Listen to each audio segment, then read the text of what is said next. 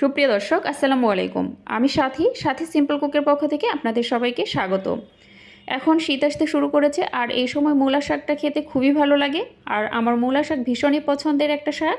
আর এই শাকের রেসিপিটাই আজকে আমি আপনাদের সাথে শেয়ার করতে যাচ্ছি। চলুন তাহলে দেখে নেওয়া যাক মূল রেসিপিটি।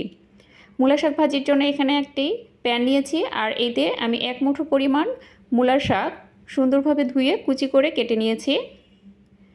আর এই শাকটার কালারটা যেন ঠিক থাকে সেজন্য আমি এতে কোনো ঢাকনা ব্যবহার করব না। ঢাকনা ব্যবহার করলে দেখা যায় যে ঢাকনা দিয়ে ঢেকে যখন শাক রান্না করবেন শাকের কালারটা নষ্ট হয়ে যায়। এতে আমি দিয়ে দিয়েছি স্বাদমতো লবণ, দিয়ে এটাকে আমি সুন্দরভাবে সেদ্ধ করে নেব। চুলার আঁচটাকে মিডিয়ামে রেখে এভাবে সেদ্ধ করে নেব। আর শাকটা সেদ্ধ হয়ে গেছে। এখন একটা পাত্রে তুলে নিয়ে আমি প্যানটা পরিষ্কার করে নিয়েছি আর এতে দিয়ে দিচ্ছি 2 চা চামচ পরিমাণ তেল।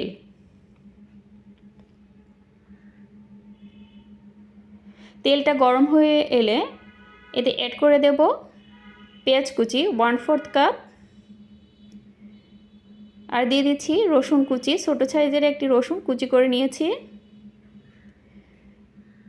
আর দিয়ে দিচ্ছি কাঁচা মরিচ 5 থেকে 7টি। আপনারা কীরকম ঝাল খেতে চাচ্ছেন সেটার উপর ডিপেন্ড করে মরিচটা দিয়ে দিবেন। এখন মরিচ, পেঁয়াজ এবং রসুন এগুলোকে আমি সুন্দরভাবে ভেজে নেব। খেয়াল রাখতে হবে এগুলো যেন একদম পুড়ে না যায়, জাস্ট একটু হালকা ব্রাউন কালার করে ভেজে নেব। পেঁয়াজ মরিচটা আমার মোটামুটি ভেজে নেওয়া শেষ। এই যে এরকম কালার এসেছে, এ পর্যায়ে এসে আমি শাকটা অ্যাড করে দিচ্ছি।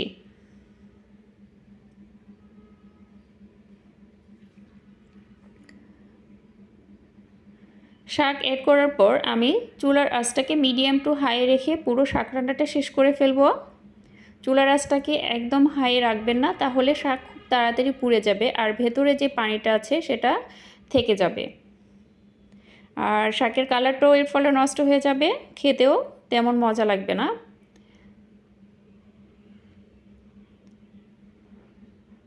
মিডিয়াম আঁচে রেখে এইভাবে অনবরত নেড়ে চেড়ে শাকটা আমি রান্না করছি। আর কোনো ঢাকনা ব্যবহার করবেন না, এমনিতেই সেদ্ধ হয়ে গেছে। ঢাকনা দিলে শাকের কালার ঠিক থাকে না, কালারটা কালচে হয়ে যায়। একদম সবুজ সবুজ কালার রেখে যদি ভাজতে চান তাহলে অবশ্যই ঢাকনা ব্যবহার করবে না কোনো শাকেই।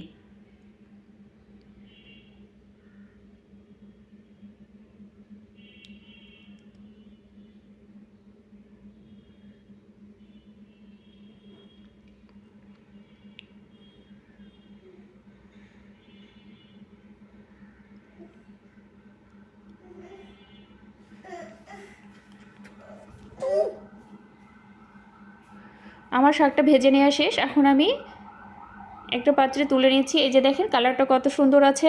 যদি রেসিপিটি আপনাদের ভালো লেগে থাকে তাহলে অবশ্যই একটা লাইক, কমেন্ট এবং শেয়ার করতে ভুলবেন না।